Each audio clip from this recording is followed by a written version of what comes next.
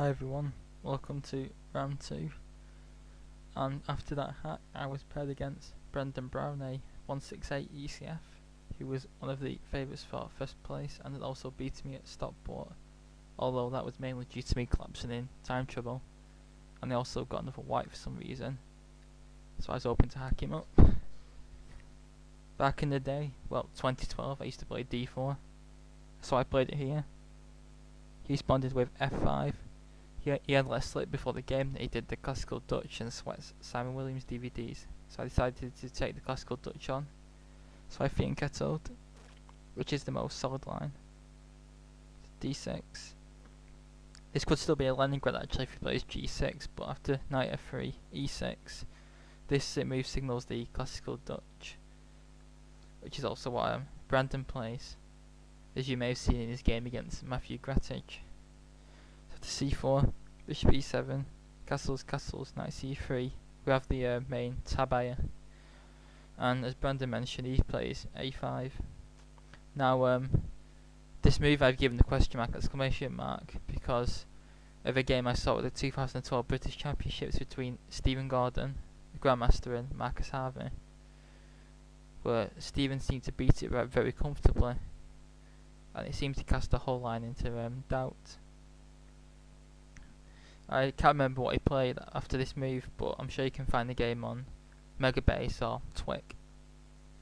The alternative is knight c6, and then would come d5, e takes d5, c takes d5, knight e5 and knight d4, aiming for the e6 square.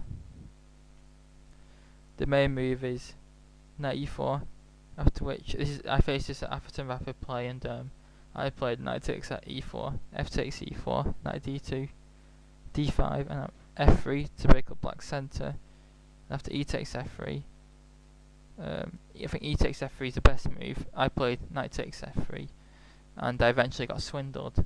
White is slightly better here due to black's weakness on e6, but black also has the f5 as a trump card. My opponent played queen e8, trying to swing his queen mount to h5 and then play e5, f4, bishop h3, knight g4 and then rook takes f3 and then queen takes h2 mate. A bit like a reverse Grand Prix attack, but with the bishop on e7, so it's like this bishop e2 line in the Grand Prix. I played rook e1, which aims for a quick e4, but I never had the guts to play it. Another move was d5, then would come e takes d5, c takes d5, and after queen h5, I aim for e6 with knight d4. After knight a6, a3 to stop the knight coming to b4, and black's got an offside knight and e6 is also a problem, so white is slightly better.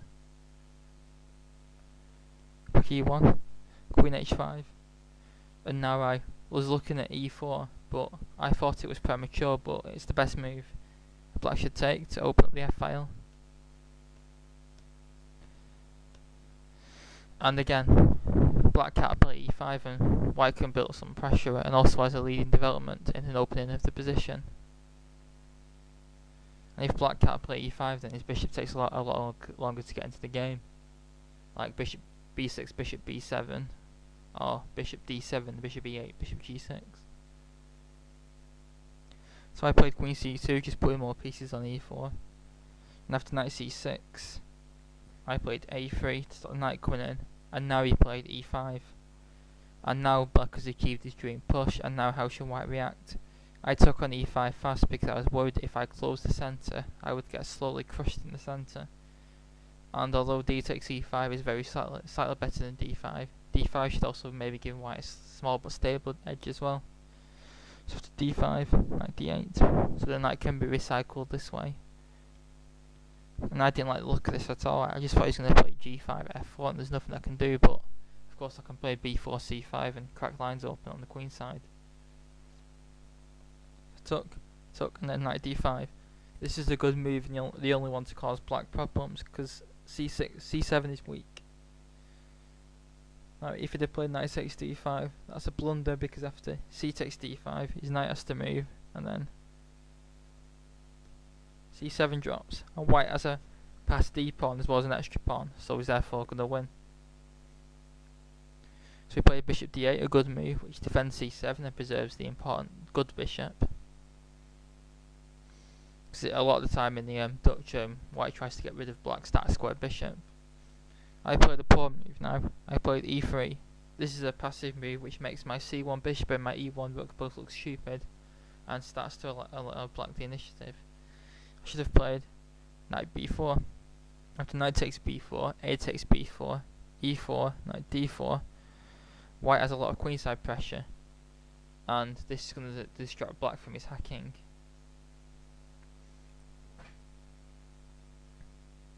e3.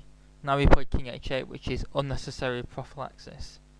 Simply e4, knight f4, queen h6, knight d4, which looks good for white, but then g5, and black can build up a crushing attack on the king side if white's not careful.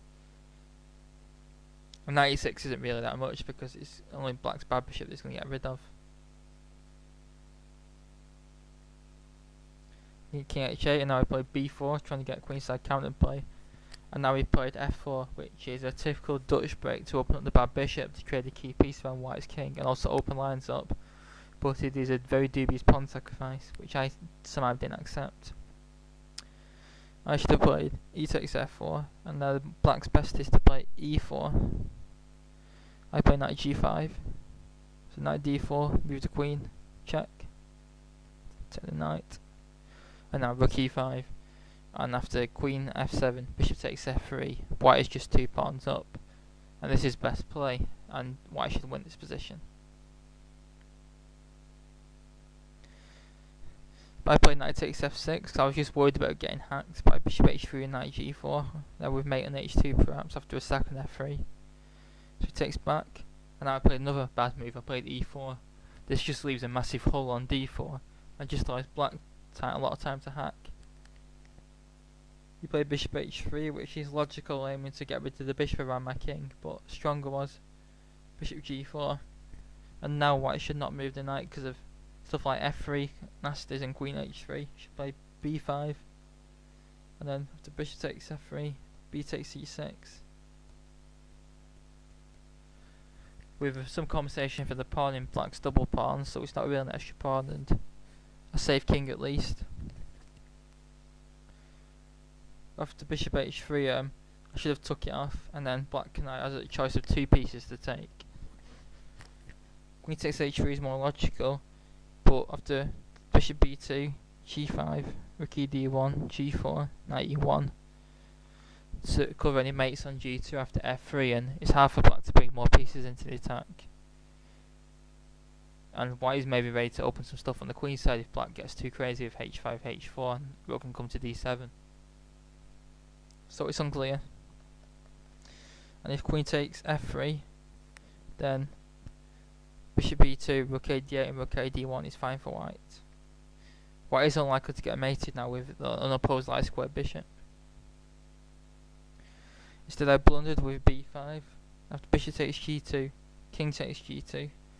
Black missed an easy win in this position, and if you would like to spot it, then please pause the video now.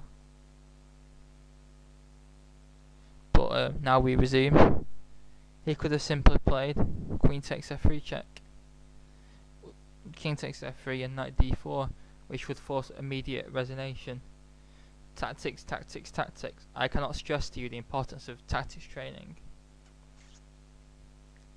We play knight d4, which should give. Well, actually, it's a really bad move actually, because after knight takes d4, e takes d4. I can just simply play bishop takes f4. Because d3 I thought just wins material, but I can actually play queen d1.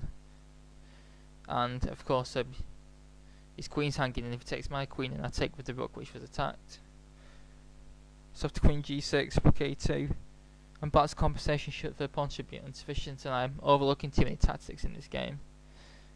After I played a groveler move queen d3, which I thought was forced, but after bishop e5, now he's got a very strong pass pawn, and he's also getting dangerous attacking chances again.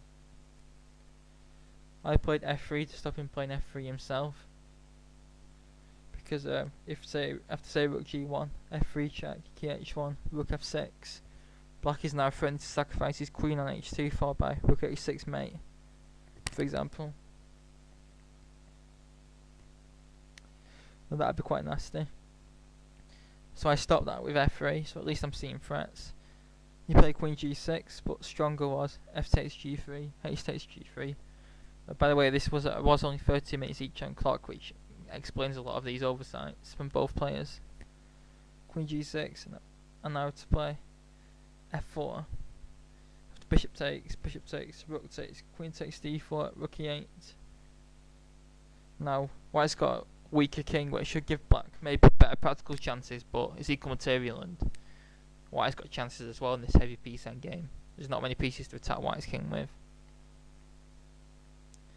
Queen g6, I played g4, a good move to try and keep line shut. He played h5, so I answered with h3. After queen g5, he starts trying to throw the kitchen sink at me. But white should hold the balance with correct play. But when time is low, there'll be error. Now I should have played h4, and there was simple tactic miss, because queen takes h4 was a blunder. Because after rook h1, check, king f1. And now there is some threats of rook takes h5 check. So he should move his king, take it. Rook e8 is the only move. And after rook a2, white is winning. That queen is rather embarrassed. So after queen e7, I can play g5. This is now looking rather drawish actually, it's getting rather blocked up. And although black retains a minuscule edge, he would certainly have regretted missing queen takes f3 check, I guess. But I played rook g1 just to prepare to move the king to stop his queen coming into g3 with check, which terrified me for some reason. Queen h4, so now h4 can't be played. King h2, and now he's trying to bring his rook into the attack. c5 is also good, just trying to consolidate the passed pawn. But he wanted my king. But I played a good move now, bishop d2, so I'm going to finally develop this bishop, and I will evict black's queen. After rook g6, I played bishop e1, queen e7. Now I played bishop f2, but bishop b4 is a lot more active, and now black can either have a draw by repetition, or we can play queen f6. I can play g6 f5, rook a6, rook g6, takes, g1, queen a6. After rook g5, now the bishop's a lot more active than it is in the game, and white should be able to hold a balance here. So maybe I might even be a bit better actually, potentially. So maybe black should take the draw. Black's king's looking a lot more weak now. Bishop f2, rook d8, it's just adding more protection to the pawn. G takes h5, trying to open up the g file for some counterplay on black's king. Rook a6, rook g4, rook takes h5, and rook g1. King g2 is alternative. Now we play rook d6, try to bring the other rook to the h file, threatening rook a6. So I blocked him off with rook g6. See h4 maybe is better, say this continuation, and the king slithers away. But he plays rook g6, and I play queen d7. Now this move caught me by surprise, and I've defended well generally after that really bad start. But both players are now getting down to less than 5 minutes, and this move caught me by surprise and I blundered. I should obviously have played h4. I was getting paranoid about some sacks on the h file, but really they're an illusion. And say black should probably take the rook. And white is worse due to the protected passed pawn, but at least it isn't going to be queening anytime soon. After queen f1, now the reason why this is a blunder is because I've let the thing is, as Nc3 said, the passed pawn is a criminal that should be kept under a lock and key. And now I've released the pawn. Whoops. The problem is now is that the pawn can't be prevented from going to d2, and then the black queen enters my territory with decisive effect. Rook g4, the only move, so the queen can leave h3 to blockade the pawn, but now it's too late. d2, queen d1, and queen d3. Now rook h4 loses instantly, but a4 is no better. b6, there's no rush, and white is completely tied down. Rook g6, and white's queenside pawns are just like low hanging fruit just waiting to be plucked. After rook h4, takes, now we played bishop d4. Queen c3 wins a lot quicker, because queen c1's unstoppable threat, removing the blockader. And now I just played bishop d8, and now I just played this simple win with queen e3, bishop h4, and now queen g1 check. And I resigned because he's going to queen his pawn by force. So overall, poor game where I missed one or two good chances early on, allowed dangerous Dutch counterplay. I could have tactically lost at move 18, put up decent resistance, and then cracked in time pressure. Ah well, he was one of the favourites and was on 5 out of 5 before losing the last game, but still got first equals in a tough and complex game. I have found this game very instructive, and I've also got more games against him I've played since. I played him 4 times to date, and I won't give any results away in case I show them games as well. But anyway, I hope you found this game instructive, and please like and subscribe, and I'll see you for round 3. Thanks very much.